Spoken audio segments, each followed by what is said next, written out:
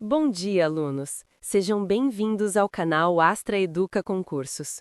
Hoje nós começamos a nossa série completa para o concurso público da Amazu Azul Tecnologias de Defesa SA, a Amazu, abordando os conhecimentos básicos exigidos para todos os cargos: técnico, analista e especialista em desenvolvimento de tecnologia nuclear e defesa. O tema de hoje é interpretação e compreensão de texto, um dos pontos mais cobrados em qualquer prova. Aqui eu vou falar com você de forma direta, objetiva, como um professor explicando à frente do quadro, para que você entenda exatamente o que precisa para acertar essas questões. Interpretação e compreensão não são a mesma coisa. Compreender um texto é captar o que está escrito de forma literal, aquilo que está evidente, explícito. É responder à pergunta: o texto diz o quê? Já interpretar exige ir um pouco além. É identificar intenções, relações, efeitos de sentido, aquilo que está implícito. É responder: o texto quer dizer o quê? A banca costuma explorar essa diferença e, por isso, você precisa dominar os dois processos. Para começar, você deve identificar a ideia central do texto. A ideia central é a mensagem mais importante, aquilo que unifica todas as partes. Muitas questões perguntam exatamente isso: qual é o tema, o assunto principal ou qual é o foco do autor?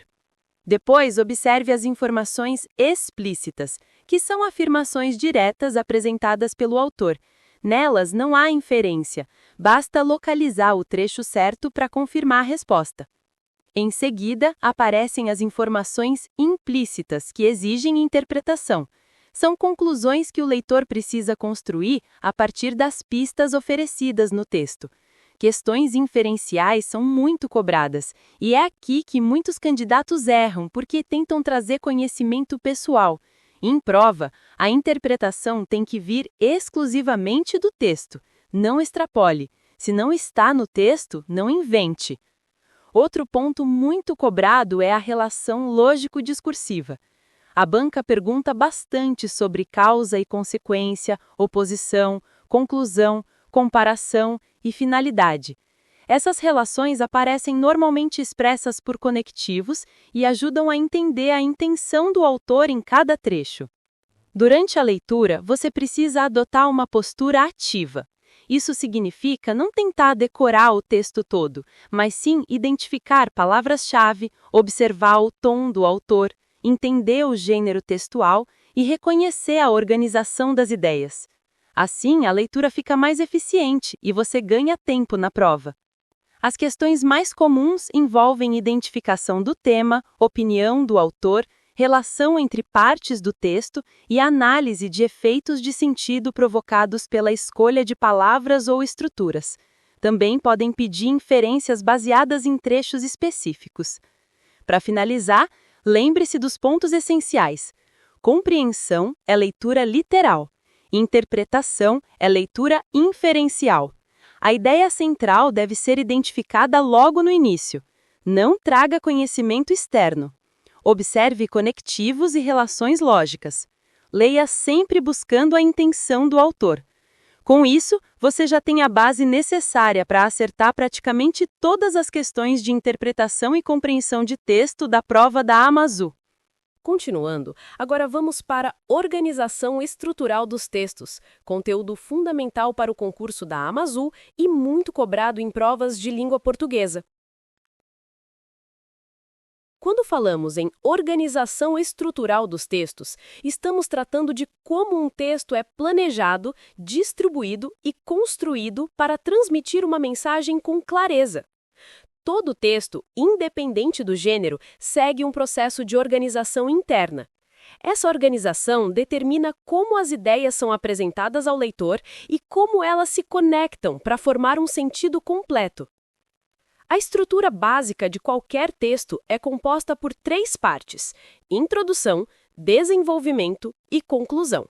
Isso é válido para textos dissertativos, informativos, científicos e para a maioria dos gêneros usuais cobrados em concursos. A introdução é o momento em que o tema é apresentado. Aqui o texto expõe o assunto central e prepara o leitor para aquilo que será desenvolvido. A banca muitas vezes pergunta qual trecho do texto apresenta o tema, a tese ou a ideia principal, e normalmente isso está na parte inicial. O desenvolvimento é onde as ideias são explicadas, detalhadas e comprovadas. É a parte mais longa e onde aparecem relações lógicas, exemplos, argumentos, comparações, explicações e dados. O desenvolvimento é a espinha dorsal do texto. É também onde o candidato deve prestar mais atenção, pois as provas costumam buscar no desenvolvimento as informações necessárias para inferências e interpretações. A conclusão encerra o texto, retomando a ideia central, reforçando um posicionamento ou resumindo os principais pontos apresentados. Nem todo texto apresenta uma conclusão explícita, mas, quando ela existe, normalmente traz uma síntese ou um fechamento da argumentação. Além dessa estrutura geral, a banca também cobra sua capacidade de identificar a função de cada parágrafo dentro do texto. Um parágrafo pode introduzir um tema, explicar, exemplificar, contrastar ideias, concluir ou fazer uma transição.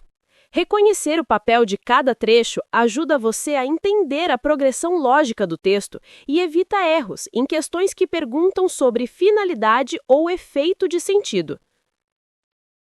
Outro ponto importante é a coesão textual, que é o modo como as partes do texto são conectadas.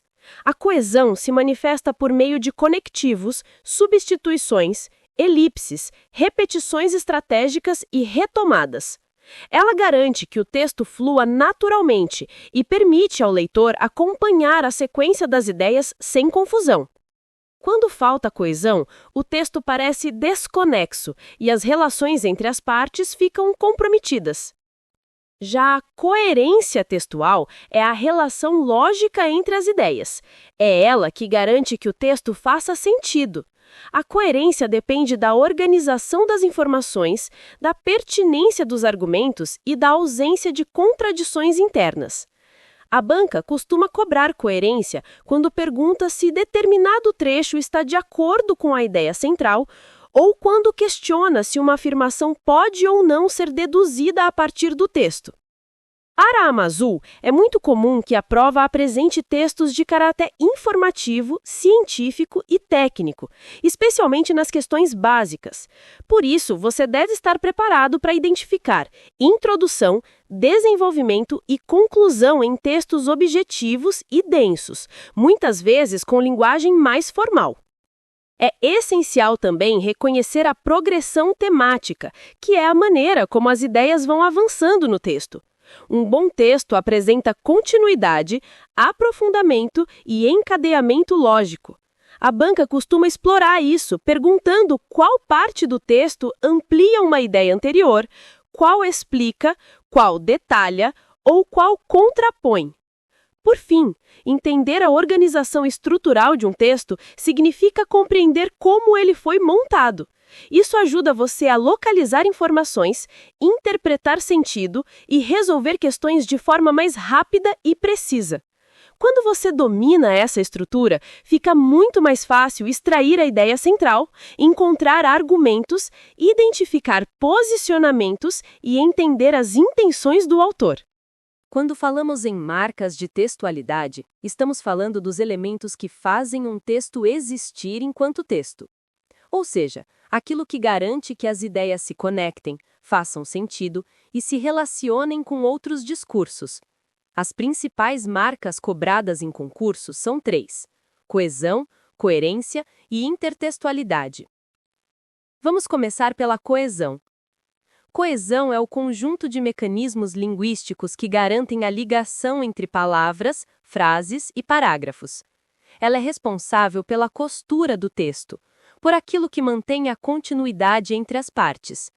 Sem coesão, o texto fica quebrado, truncado e difícil de entender. Os principais mecanismos de coesão são os conectivos, que estabelecem relações de causa, consequência, oposição, adição e conclusão.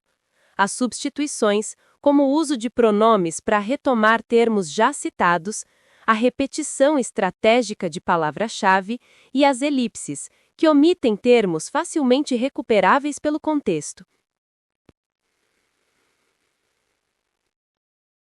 A banca muitas vezes cobra coesão perguntando sobre o efeito da troca de um conectivo, sobre o termo que um pronome retoma ou sobre a ligação entre trechos específicos. Por isso, ao estudar coesão, você precisa sempre observar quem retoma quem, qual relação lógica é estabelecida e o que muda se determinado elemento for alterado. Agora vamos para a coerência. Se a coesão é a ligação formal entre as partes, a coerência é a ligação lógica. Um texto coerente é aquele em que as ideias não se contradizem, seguem uma ordem racional e mantêm relação com o tema central. A coerência depende de 3 fatores: pertinência das informações, ausência de contradições internas e organização lógica do discurso. A banca costuma testar a coerência perguntando se determinado trecho está de acordo com o restante do texto, se uma conclusão pode ser inferida ou se uma afirmação contradiz a ideia principal. Quando você percebe a progressão lógica das ideias, a coerência fica evidente. Um texto coerente apresenta começo, meio e fim de forma clara, sem rupturas no sentido. Agora chegamos à intertextualidade. A intertextualidade é a relação que um texto estabelece com outros textos. Ela pode ocorrer de forma explícita, como quando o autor cita outro texto, menciona uma obra, traz um trecho entre aspas ou faz referência direta a um discurso conhecido. Também pode ocorrer de forma implícita, quando o autor utiliza um estilo, uma temática ou uma estrutura reconhecível de outro texto sem mencionar abertamente sua origem. A intertextualidade é muito explorada em provas porque permite avaliar se o candidato percebeu a conexão entre diferentes discursos. Isso pode aparecer em propagandas que retomam frases famosas, textos jornalísticos que dialogam com fatos anteriores ou textos literários que conversam com obras clássicas. A banca pode perguntar qual texto é retomado, qual é o efeito dessa retomada ou qual é o tipo de intertextualidade usado. Para a Amazul, é essencial que você saiba distinguir as funções de cada uma dessas marcas. A coesão garante a construção formal do texto. A coerência assegura o sentido lógico. E a intertextualidade amplia a significação, trazendo outros discursos para dentro do texto. Quando você domina essas 3 marcas de textualidade, consegue interpretar textos com muito mais precisão. Fica mais fácil identificar relações, entender estratégias discursivas e responder questões que envolvem estrutura, sentido e intenção comunicativa. Continuando, agora vamos para os modos de organização discursiva: descrição, narração, exposição, argumentação e injunção, com as características específicas de cada um. Quando falamos em modos de organização discursiva, estamos tratando das formas utilizadas para organizar as informações dentro de um texto. Cada modo tem uma função específica e um conjunto de características que o diferenciam dos demais. Em muitas situações, um mesmo texto pode combinar mais de um modo, mas sempre existe um predominante que guia a leitura e determina o sentido. Vamos começar pela descrição. A descrição é um modo discursivo que tem como função apresentar características de pessoas, objetos, lugares, ambientes ou situações. Ela responde às perguntas como é e como está. A descrição costuma usar muitos adjetivos, detalhamento sensorial e verbos no presente.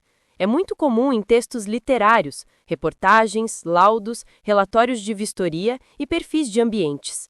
Quando a banca pede para identificar trechos descritivos, ela quer saber se você percebeu o foco nas características estáticas. Agora vamos para a narração. A narração é um modo que apresenta uma sequência de acontecimentos ao longo do tempo. Responde às perguntas: o que aconteceu? E quando aconteceu? Elementos típicos da narração incluem personagens, tempo, espaço, enredo e narrador. Os verbos costumam aparecer no pretérito e as ações se desenrolam de forma progressiva. Textos narrativos incluem contos, crônicas, relatos, biografias, notícias de ocorrência e todo tipo de texto que conte uma história ou sequência de fatos. A banca pode perguntar sobre a ordem dos acontecimentos, a função do narrador ou sobre o ponto de vista adotado. Agora vamos para a exposição. A exposição, ou exposição explicativa, é um modo voltado para apresentar informações, esclarecer conceitos e explicar temas. Responde às perguntas: o que é e como funciona? A linguagem costuma ser objetiva, direta, com tom didático. É muito usada em textos científicos, manuais, textos jornalísticos, relatórios técnicos e materiais educativos. O texto expositivo não busca convencer, e sim informar. Na prova, você deve identificar esse modo quando o texto apresenta dados, definições, explicações e classificações. Passamos agora para a argumentação. Esse é um dos modos mais cobrados em concursos. A argumentação tem como finalidade convencer o leitor, defender um ponto de vista ou sustentar uma opinião. Responde às perguntas por quê e para quê. Um texto argumentativo apresenta tese, argumentos e conclusão. Utiliza justificativas, exemplos, comparações, dados, explicações e estratégias persuasivas. Esse modo está presente em editoriais, artigos de opinião, discursos, cartas argumentativas e textos acadêmicos. A banca normalmente pergunta qual é a tese do autor, quais são os argumentos utilizados ou qual é a conclusão defendida. Por fim, chegamos à injunção, também chamada de texto injuntivo ou instrucional. A injunção tem como objetivo orientar, ordenar, ensinar, mandar fazer algo ou indicar procedimentos. Responde à pergunta: o que fazer? Os verbos geralmente aparecem no imperativo ou no infinitivo. Textos injuntivos são manuais de instrução, receitas, normas, editais, regulamentos, comandos operacionais e procedimentos técnicos. A banca pode cobrar a intenção do texto, perguntando se o trecho tem finalidade normativa, instrutiva, orientativa ou prescritiva. Cada um desses modos discursivos tem uma função clara. A descrição caracteriza, a narração apresenta ações no tempo, a exposição explica, a argumentação defende uma ideia, a injunção orienta ou ordena. Reconhecer o modo discursivo predominante em um texto facilita a interpretação, ajuda a identificar a intenção do autor e permite responder com precisão questões sobre função, finalidade e estrutura. Quando falamos em tipos textuais, estamos falando da função social do texto, ou seja, para que ele serve. Cada tipo textual possui um propósito comunicativo e utiliza estratégias próprias para cumprir essa função. Vamos analisar cada um deles com clareza e objetividade. Começando pelo texto informativo. O texto informativo tem como função principal transmitir informações de forma objetiva, clara e imparcial. Ele não tenta convencer, não quer vender nada e não busca influenciar valores.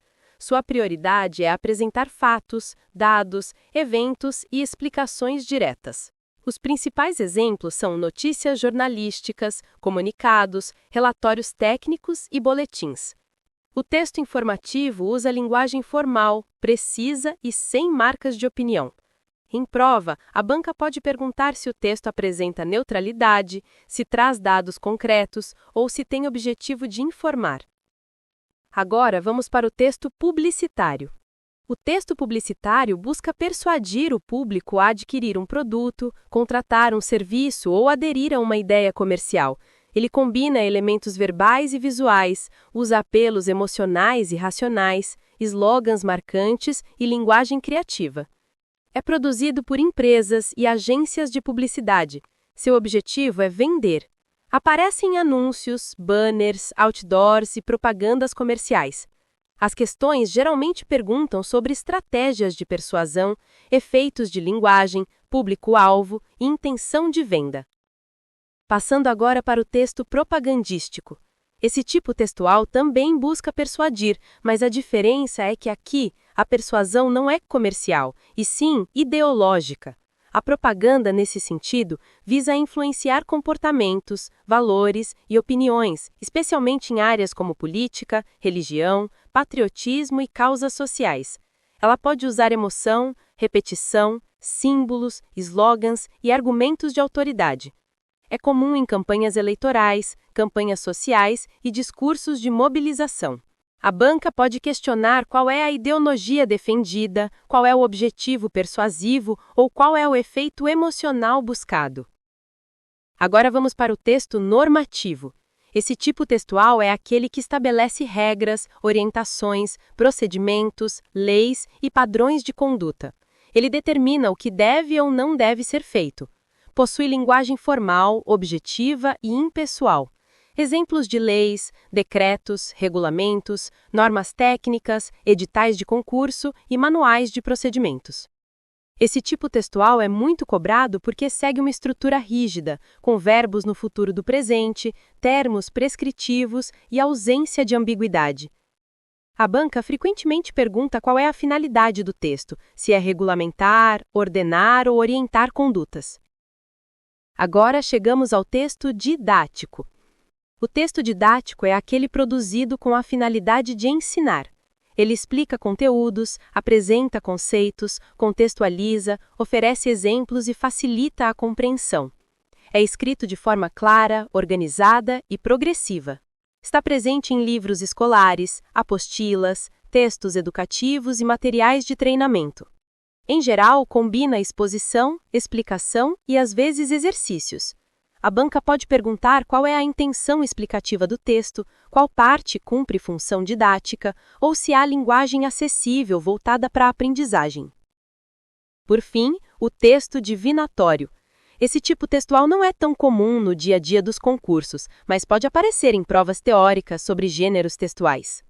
O texto divinatório é aquele que faz previsões, interpreta sinais ou anuncia acontecimentos futuros. Ele está ligado a crenças, mitos ou tradições que envolvem adivinhação. Exemplos incluem horóscopos, previsões astrológicas, cartas de tarô e textos místicos. A linguagem costuma ser sugestiva, simbólica e aberta a interpretações. A banca pode questionar a finalidade do texto, que é prever, orientar espiritualmente ou sugerir comportamentos com base em interpretações simbólicas. Recapitulando, o texto informativo informa, o publicitário vende, o propagandístico persuade valores e ideologias, o normativo regulamenta e ordena, o didático ensina, o divinatório prevê e interpreta sinais. Reconhecer esses tipos textuais permite interpretar corretamente o objetivo do autor, identificar estratégias linguísticas e responder questões de forma muito mais segura. Continuando, agora vamos para o tema textos literários e não literários. Quando falamos em textos literários e não literários, estamos falando de duas grandes categorias de produção textual, que se distinguem principalmente pela finalidade, pela linguagem e pela função estética. Começando pelos textos literários. O texto literário é aquele que prioriza a função estética da linguagem. Isso significa que ele não tem como objetivo principal informar ou instruir, mas sim provocar emoções, sensações, interpretações e reflexões no leitor. O texto literário trabalha com subjetividade, criatividade e liberdade expressiva. Suas características mais marcantes incluem linguagem conotativa, ou seja, com sentidos figurados, simbólicos e múltiplos.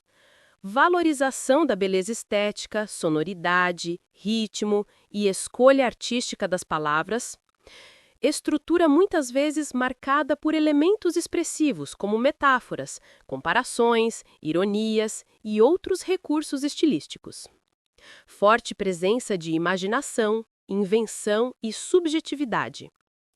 possibilidade de diversas interpretações, já que o texto literário é aberto e não se limita a um único sentido. Os principais exemplos de textos literários incluem poemas, romances, contos, crônicas literárias, peças teatrais e textos de ficção em geral.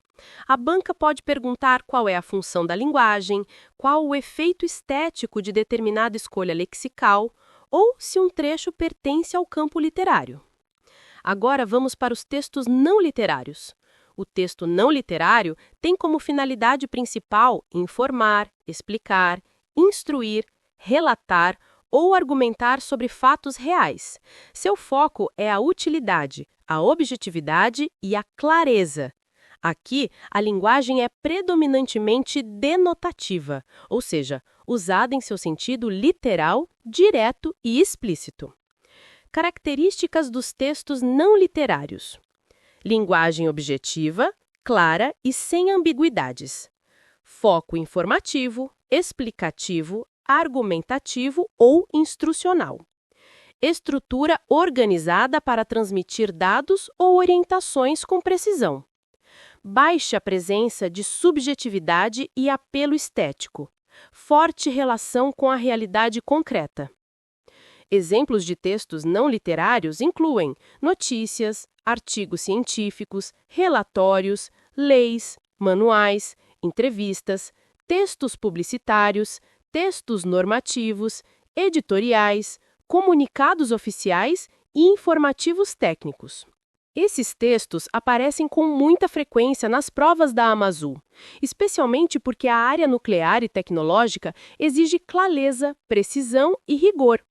A banca gosta de explorar as diferenças entre esses dois tipos. Por exemplo, ela pode perguntar: qual é a função da linguagem predominante? O texto prioriza estética ou informação? Há subjetividade ou predominância de fatos concretos? A linguagem é figurada ou literal? Saber reconhecer se um texto é literário ou não ajuda você a identificar rapidamente a sua intenção, a maneira como ele organiza sentido e o tipo de interpretação que deve ser feita. Recapitulando, o texto literário expressa, emociona e cria. O texto não literário informa, explica e orienta. Vamos continuar nosso estudo entrando no tema textos literários e não literários.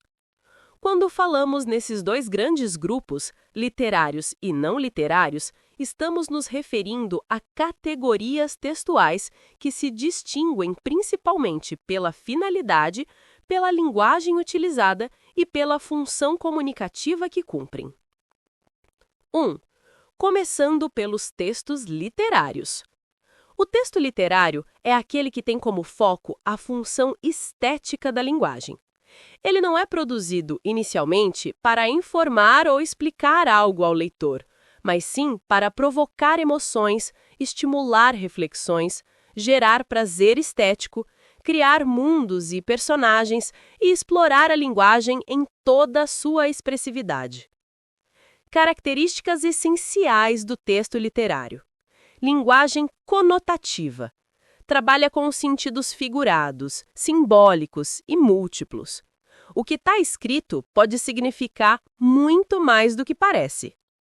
Subjetividade. Envolve a visão de mundo do autor, suas percepções, sentimentos, intenções artísticas. Função estética. A preocupação com a forma, com o ritmo, a musicalidade e a escolha das palavras. Uso frequente de recursos estilísticos, como metáforas, comparações, personificações, hipérboles, ironias e imagens poéticas. Abertura interpretativa. O texto não se limita a uma única compreensão. Cada leitor pode construir sentidos diferentes. Imaginação e criatividade. A ficção, a invenção e o sensorial têm grande espaço. Exemplos de textos literários: poemas, contos, romances, crônicas literárias, peças teatrais, narrativas ficcionais em geral. Nas provas, a banca pode perguntar: qual é a função da linguagem predominante? Há presença de subjetividade? Os sentidos são figurados ou literais? O texto pertence a um gênero da literatura? Sempre que a questão exigir sensibilidade estética, ambiguidade interpretativa ou recursos expressivos, você provavelmente está diante de um texto literário. 2. Agora vamos para os textos não literários. O texto não literário tem finalidade prática: informar, relatar, instruir ou explicar sobre fatos reais. Sua preocupação é com a clareza, com a objetividade e com a transmissão precisa da informação. Ele aparece em praticamente todas as provas da Amazul, especialmente porque a banca prioriza textos de caráter técnico, jornalístico, normativo e científico. Características dos textos não literários: linguagem denotativa, sentido literal, direto, sem ambiguidades. Objetividade, foco em fatos, concretos, dados e informações verificáveis. Função informativa ou instrucional, explica, orienta, organiza. Estrutura lógica e clara, geralmente segue um padrão linear de ideias. Baixa subjetividade, não há intenção de emocionar, mas sim de transmitir conteúdo. Ligação direta com a realidade. Fatos, dados, pesquisas, normas e situações reais. Exemplos de textos não literários: notícias, manuais técnicos, relatórios, leis e normas regulatórias, textos científicos, artigos de opinião jornalísticos, comunicados oficiais, textos publicitários e informativos. Nas questões da Amazul, é comum a banca cobrar identificação da finalidade comunicativa, reconhecimento de linguagem denotativa, análise de objetividade versus subjetividade, verificação de dados e estrutura informativa. 3. Comparando os dois. Como a banca explora? Para não errar, responda mentalmente. O texto quer emocionar ou informar? A linguagem é figurada ou literal? Há subjetividade ou objetividade? O texto cria efeitos estéticos ou organiza fatos concretos? Essa diferenciação é fundamental para interpretar corretamente o texto base da questão. 4. Recapitulando. O texto literário expressa, emociona, cria, provoca. O texto não literário informa, explica, orienta, organiza. Saber identificar essas categorias aumenta muito sua precisão interpretativa e melhora seu desempenho em qualquer banca.